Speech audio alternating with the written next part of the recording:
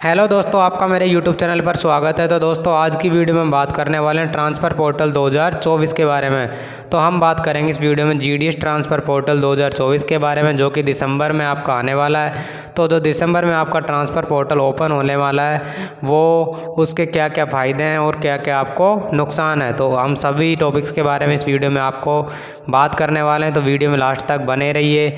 तो आइए दोस्तों, वीडियो शुरू करते हैं। वीडियो शुरू करने से पहले अगर आप हमारे चैनल पर पहली बार विजिट कर रहे हो तो प्लीज़ चैनल को सब्सक्राइब कीजिए। वीडियो शुरू करने से पहले मैं आपको बता देता हूं कि हम किस किस टॉपिक पर इस वीडियो में चर्चा करेंगे। तो हम सबसे पहले चर्चा करेंगे कि कौन कौन इसके लिए एलिजिबल है, कौन कौन इसकी शर्तों को जो पूरा करता है वो इसमें एलिजिबल है, फॉर्म कौन कौन भर सकता है, कौन कौन रजिस्ट्रेशन कर सकता है जब भी आपका ट्रांसफ़र पोर्टल खुलेगा, और आप साल में जो आपका ट्रांसफ़र पोर्टल कितनी बार ओपन होगा। और उसके बाद में ये भी बात करेंगे कि मेल और फीमेल के लिए कितने चांस मिलते हैं GDS में ट्रांसफ़र के लिए, और अगर किसी ने एक बार ट्रांसफ़र ले लिया तो दूसरी बार ट्रांसफ़र के लिए उसको कितने साल वेट करना है। उन सभी टॉपिक्स के बारे में बात करेंगे, उसके बारे में बात करें। और उसके बाद में हम बात करने वाले हैं कि जो अपडेट है ट्रांसफ़र पोर्टल 2024 का, तो ये यूनियन की तरफ से है या डिपार्टमेंट ऑफ पोस्ट की तरफ से इसको मंजूरी मिली है। और उसके बाद में हम बात करेंगे कि इसके जो ट्रांसफ़र पोर्टल खुल रहा है उसके क्या क्या नुकसान है, तो किस प्रकार से इसका नुकसान होने वाला है और किस प्रकार से इसका फ़ायदा होने वाला है। तो हम सभी टॉपिक्स के बारे में हम इस वीडियो में बात करने वाले हैं। तो आइए दोस्तों, वीडियो शुरू करते हैं।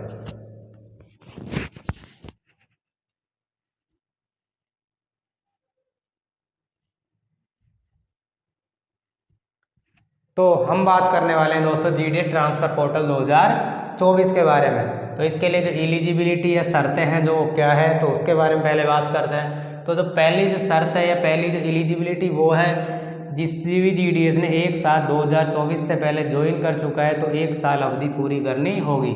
इसका मतलब क्या है कि जिस भी GDS ने डिपार्टमेंट ऑफ पोस्ट में GDS पद पर 1 जुलाई 2024 से पहले ज्वाइन किया है तो उसके लिए ट्रांसफ़र की जो अवधि है एक साल बाद वो ट्रांसफ़र ले सकता है। और दूसरा जो एलिजिबिलिटी है वो है कि जो जिसने 1/7 2024 से पहले ज्वाइन कर लिया है, तो अगर वह है GDS जिसने 1 जुलाई 2024 से पहले ज्वाइन किया है, अगर वह 31 दिसंबर 2025 तक क्या नहीं करता है, 2025 तक ट्रांसफ़र नहीं लेता है, तो उसको भी एक साल की अवधि की जगह 2 साल अवधि पूरी करने पड़ेंगे ट्रांसफ़र के लिए।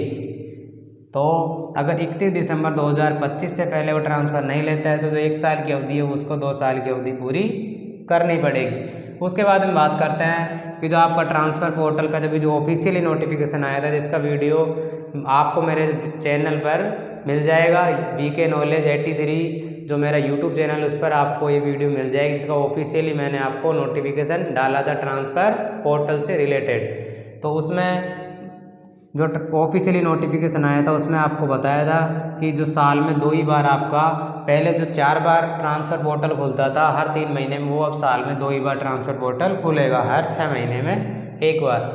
तो एक बार तो आपका ट्रांसफ़र पोर्टल खुला है जुलाई 2024 में, तो दूसरी बार अब खुलने वाला है दिसंबर 2024 में। उसके बाद में मैं बात करता हूँ कि ज्वाइनिंग से GDS की जो ज्वाइनिंग से रिटायरमेंट तक के जो मेल कैंडिडेट हैं उनको 2 चांस मिलते हैं और फीमेल कैंडिडेट को 3 चांस मिलते हैं।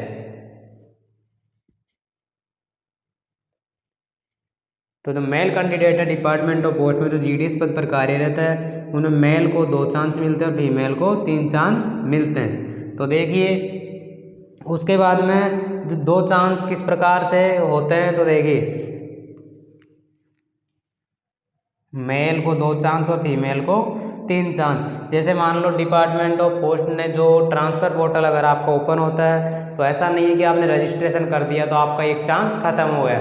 तो एक चांस किस प्रकार से ख़त्म होता है वो मैं आपको बताता हूँ। अगर आपने रजिस्ट्रेशन कर दिया और आपका ट्रांसफ़र हो जाता है तो ट्रांसफ़र हो जाता है, और अगर आप ज्वाइन नहीं करते हो तो आपका एक चांस ख़त्म हो जाता है। अगर आप ज्वाइन कर लेते हो तो भी आपका एक चांस ख़त्म हो जाता है, और ट्रांसफ़र जो लिस्ट है उसमें आपका नाम आने के बाद अगर आप ज्वाइन नहीं करते तो भी आपका एक चांस ख़त्म हो जाता है। ऐसा नहीं कि आपने रजिस्ट्रेशन कर दिया तो आपका चांस ख़त्म हो गया। तो आप रजिस्ट्रेशन कर सकते हैं, अगर आपका ट्रांसफ़र में नाम नहीं आया तो आपका ये 2 के 2 चांस ऐसे कैसे रहेंगे, मेल कैंडिडेट के पास और फीमेल के पास 3 चांस वैसे की वैसे अवेलेबल रहेंगे।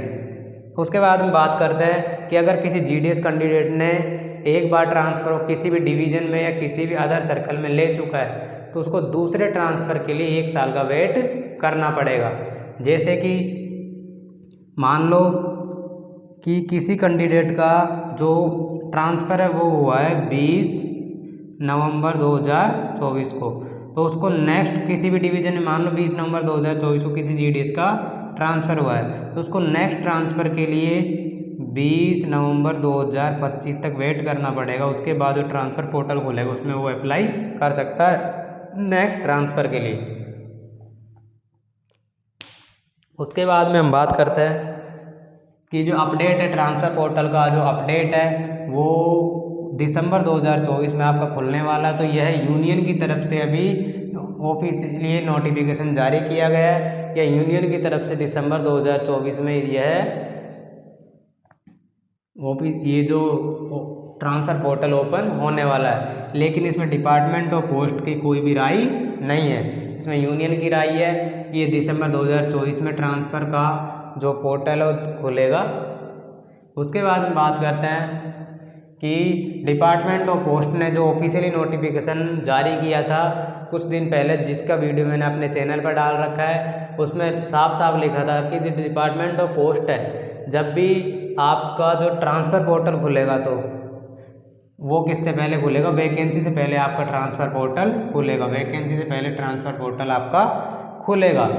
उसके बाद में बात करते हैं कि न्यू वैकेंसी, आपको पता है कि उसके चांसेस जनवरी 2025 में आपकी नई वैकेंसी आने वाली है।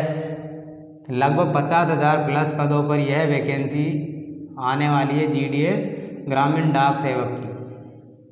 अब देखो, हम इस टॉपिक पर अब बात करेंगे दिसंबर जो ट्रांसफ़र पोर्टल ओपन होने वाला उसके नुकसान क्या है। तो देखिए, अभी जो वैकेंसी आई हुई है शेड्यूल जुलाई 44,228 पदों पर, तो उसका प्रोसेस 31 दिसंबर 2024 तक होने वाला है। अगर मान लो दिसंबर में आपका ट्रांसफ़र पोर्टल ओपन होता है तो उसके क्या नुकसान है कि अगर आपका ट्रांसफ़र पोर्टल ओपन हो जाता है तो आपको पता है कि 31 दिसंबर तक किसी डिवीज़न की लिस्ट आ रही है, किसी की नहीं आई, किसी सर्किल की लिस्ट आ रही है, ज्वाइनिंग चल रही है, DV चल रहा है। तो उस दौरान जो डिपार्टमेंट ऑफ पोस्ट के पास है डिवीज़न वाइज सटीक डाटा नहीं होने की वजह से जो नेक्स्ट वैकेंसी आएगी उसमें आपकी पोस्ट सही तरीके से नहीं आ पाएगी। अगर ये जो ट्रांसफ़र पोर्टल है जनवरी में आता है, दिसंबर की जगह कब आता है, जनवरी में। अगर दिसंबर की जगह ये जनवरी में आता है तो उसका फ़ायदा ये है कि जो 31 दिसंबर 2024 तक इसका प्रोसेस होने वाला है तो इसके जो डिवीज़न वाइज सटीक डाटा डिपार्टमेंट ऑफ पोस्ट के पास होंगे तो जो आपकी वैकेंसी आने वाली है उसमें मान लो 44,228 में से लगभग 5,000 पोस्ट इनमें से खाली रहने वाली है। तो ये जो 5,000 पोस्ट है आपकी नई वैकेंसी में जो जनवरी में आने वाली है उनमें ऐड हो जाएगी। तो इसलिए अगर जनवरी में आपको ओपन होता है ट्रांसफ़र पोर्टल दिसंबर की जगह तो इसमें फ़ायदा होने वाला है, दूसरे जो नए कैंडिडेट फॉर्म भरेंगे। तो अगर जनवरी में, मेरी राय है कि अगर जनवरी में ये पोर्टल ओपन होता है तो कई कैंडिडेट्स को फ़ायदा होने वाला है, नए जो स्टूडेंट्स हैं उनको फ़ायदा हो सकता है। उसके बाद में ये बात हो गई जनवरी में खुलेगा तो उसका क्या फ़ायदा है, दिसंबर में अगर खुलता है उसका क्या नुकसान है।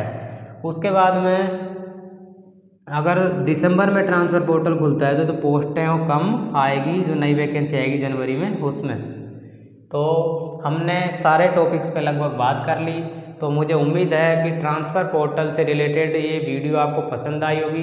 अगर ये वीडियो आपको पसंद आई हो तो वीडियो को अपने दोस्तों में ज़्यादा से ज़्यादा शेयर कीजिए और लाइक कीजिए, और चैनल पर पहली बार विजिट किया है तो प्लीज़ चैनल को सब्सक्राइब कीजिए। और ऐसे ही पोस्ट ऑफिस से जुड़ी लेटेस्ट अपडेट या गवर्नमेंट जॉब से लेटेस्ट अपडेट पाने के लिए हमारे चैनल VK नॉलेज के साथ जुड़े रहिए। तो मिलते हैं दोस्तों नेक्स्ट वीडियो में। Thank you.